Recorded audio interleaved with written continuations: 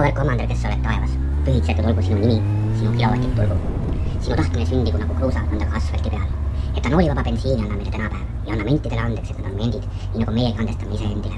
Ja ära saada meid kiiruskaamerasse, vaid päästa meid ära kurjast, sest sinu pärast on kilovatid, hobujõud ja au igavesti.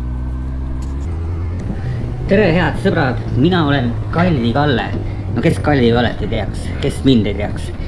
Ja te olete endid sättinud nüüd vaatama uut liiklussaadet. Mina teen liiklussaadet Tosool, mis on eelkõige mõeldud liikluspolitseinikele. Aga teistele on juba liiklussaadet tehtud küll. Teised oskavad liigelda hästi ja nad ei käi reeglina tänaval inimestele närvidele. Kui te ei ole juhtumisi liikluspolitseinik, võite ikka vaadata. Võtke sõbrad ligi või vaadake koos perega, head vaatamist. Adressil ypsilon.ee olen saate olemusest ka natuke kirjutanud. Sealt saab vajadusel veidi põhjalikumat infot. Miks on saate nimi Tosool? Täitsa lambist niisama, sest saade Osoon on juba olnud. See oli läbidest ja sipelgatest. Veel võib-olla millestki. Tosool on nagu muinas Eesti, nagu rukkilill, aga vedel. Tosool on üldse mingi vedelik, mida tosoolimehed valavad radiaatori peal olevasse auku. Keegi ei saa aru milleks, aga valavad. Tänavatel liigub veel sitaks tosoolimehi. Tosool on sinine, seega mentidega sama värvi. Miks te kuulete mu jutu taustal hingeldamist? Ega mul ei ole kopsud läbi, mul on kiiver peas ja nina ja mikrofoni vahel ei ole liiga palju ruumi. Kui te saadet usinasti vaatate, siis võib-olla saan sponsorlepingud ja ostan endale kvaliteetsema mikrofoni. Ja vahepeal võite ka kuulda, kuidas mu hääl kõigub. Siis olen auklikul ebatasasel teel ja selle vastu pole midagi teha. Miks on sellist liiklussaadet tarvis? Vaadake, mentide jaoks on liikumine punktist A punkti B kõiki kehtestatud eeskirju ja norme järgides. Aga tavalise inimese jaoks on liiklemine eelkõige suhtlemine. Mentidel on selle suhtlemise osaga kuidagi kehvasti. Peaaegu kõigil on mõni kogemus, kus pärast mundrimehega kohtumist sita maitse suus on. No aga õpetame siis neile seda suhtlemist. Las tulevad oma võimupositsioonid ära siia alla liiklejate kogukonda. Siin on kõik suuresti korras. Läksime natuke sõitmisega tegelda.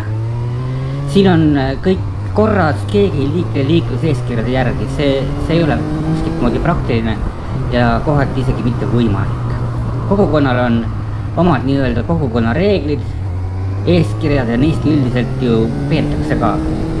Liikluspolitseinikel on andmebaasid, kotti kui süstemaatilisi liikluste viile nii palju kui kulub. Aga kiiruskaameraga 30 alas õngitsemine ja 40 kihutavate inimeste trahvimine ei ole see viis, kuidas inimeste südametesse pääseda. Liikluseeskirjad on Exceli tabel, subjektiivset inimest ei ole võimalik tabelisse panna.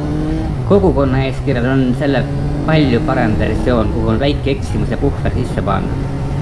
Liikluseeskirjade järgi ei saa 90 alas 85-ga sõites vanapõuast kunagi mööda sõita, aga kogukonna eeskirjade järgi saab vabalt. Saate eesmärk, mingi eesmärk peab olema. Äkki siis see ongi kogukonna reegleid tunnistav liiklusment. Selline, kes tegeleb pahadega ja ei kerja tänaval käsi pikas. Selline tüüp, kes ei aja sind kohtumisel oksendama.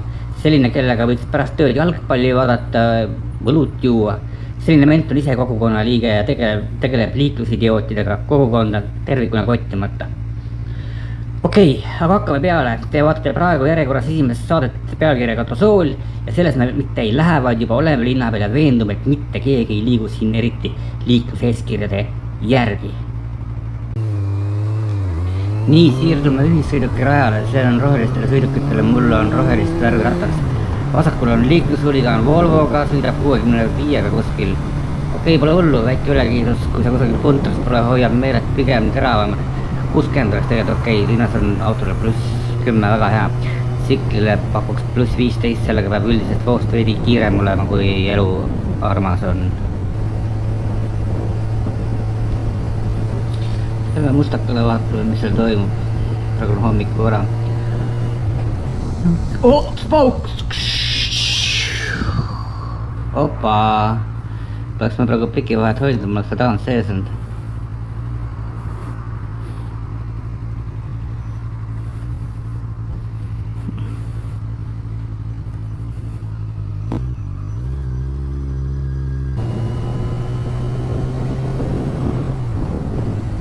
No pikivahet neil ei olnud ja võib-olla keegi näppis natuke mobiili ja oligi käes. Poleks ma nüüd vahet hoidnud, oleks seal Škodale ennast tagant sisse projekteerinud, nagu küsimus ka poleks olnud. Esimese autol polnud midagi häda, tuli laks kärukonksu. Kusjuures kärukonks on nagu kuldaväärt asi, mul on autole viimase 2 aasta jooksul 3 korda sisse toldud, 2 korda foori all, 1 kord parem pöörde ajal ja kõik on kärukonks endale võtnud. No tüüpiline mobiilinäpp ja need on ikka päris killerid ja juhtuvad. Aga esimene sai vist rohkem, ma ei näinud, aga arvestades, kuidas see tagumine ots nagu võõbatas, noh seal midagi oli. Aga noh, kindlustused ja asjad ja sellepärast, et sul päeva rikkub endal. Ma siiski ei ole kalli Kalle, see veel puudus. Ega te ise ka head mendid olete kahtlased, trahvite liikluskindlustuse mitteomamise eest. Kindlustusfirmad on eraettevõtted, vastutust nad halligi ei võta. See on suur mull, püramiidskeem, mida te head liikluspolitseinikud hooldate. Mustamäe teile ei saa täna saadet teha, siin võimerdatakse 55-ga, vaatame edasi. Sõpakal pole üldse kedagi, see on kuradi Antsla. Ma tulin näitama, et keegi ei sõida eeskirjade järelikult, mitte et keegi üldse ei sõida. Ma näen sind juba Kaalikas, turvalist taksosõitu. Esimene mõte on, sõidaks selle järgi, lõks peegli üles või mõlisem, ma annab peal nagu. Anna, mis kasu oleks, Kaalikast mangot ei kasvata. Parem on silmad lahti hoida, raisk, võta silmad kaasa, fooriks veendu. Ega muud tarkust siin ei ole, kui on tahtmine elust püsida.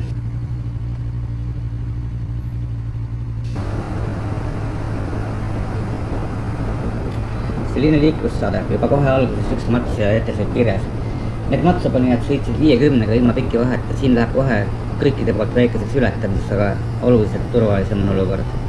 Kiiruskaameraga siia tulla, selleks jälle kasseerimine, mitte ohutuse tagamine. Järvevana 70 on märgi peal, siin läheb nii hõreda liiklusega 90 peale. Ja no keda kotib, kellele siin ruumi pole.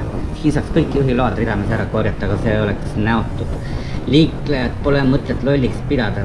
Siin on sellised olud ja inimesed kasutavad neid Kalamajas 30-alas väikestel tänavatel, kus autot on 2-poole pargitud, sõidavad need juhid 20-ga. Elus ei saa ju muidu pidama, kui autode vahelt väike laps teele hüppab.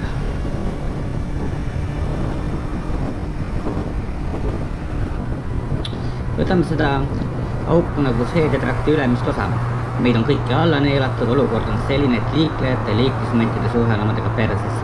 Ja peame kõik siit välja saama ja üksteisega koostööd tegema hakkama. Ja vaadake selle tunneli lõpus, seal perse augus, seal paistab meile kõigile lootust andev valgus.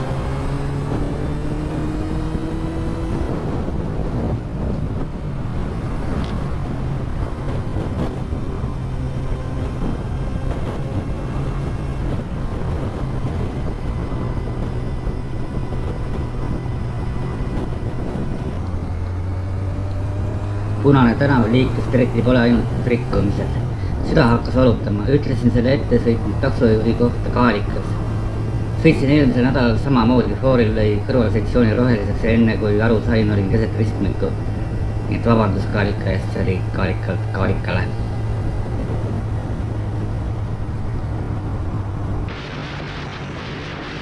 Laagna teed 80-90. Kiivri all kohiselt eest on tulnud savavist lahti löönud. Täna pole ühtegi liikluspolitseinikku läinud. Oleme ilma teietega kenasti hakkama saanud. Ei teagi, kedagi pole, kõik on vist Soome tööle läinud. Kuidas me niimoodi liikluspolitseile palka maksame? Võib-olla neil ongi raha otsas ja paagid tühjad. Nojah, kõik tänased trikitajad on aeglased sõidukid. Ärge tapke mind ära, inimesed, veenduge, ärge tapke mind ära. Pirita tee, midagi ei ole muutunud. Siit mõnda maad edasi paremat kätt ja pluss Salka. mulle tuli just mõte, et selle kõrval võiks olla ausammus Matšalka kangelaslikule koduperenaisele, kes murdis end šovinismi kütketest ja läks autojuhilubasid tegema. Väike vahepeatus. See stopp-märk on linnahalli juures, Rumbi tänaval enne Circlegaad. Suht resoluutne märk, ma pole elus näinud, et keegi selle eest peatuks. Nähtavust on piisavalt, no ma ei tea, miks see märk siia pandud on. Kuhu sa sõidad, lorjus? Aga tegelikult on nii, et nagu liiklejagi on ka nende märkide paigaldaja inimene ja ekslik. Ja ekslimine on igati inimlik. Aga teeks siis niimoodi, et jõuaks välja kuhugi sinna, kus keegi ei kotiks liiklejat, ei märkide paigaldajat, ei menti ja jätaks kogu oma energia liiklusdebiilide peale.